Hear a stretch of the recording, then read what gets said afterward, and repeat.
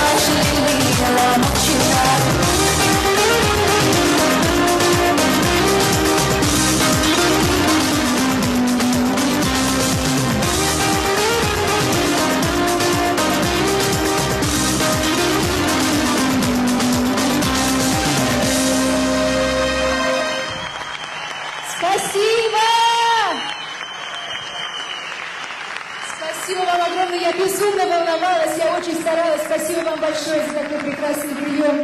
Спасибо за такую прекрасную песню. Спасибо, Роксана Иванович. Всего доброго, до новых встреч. Согдиана.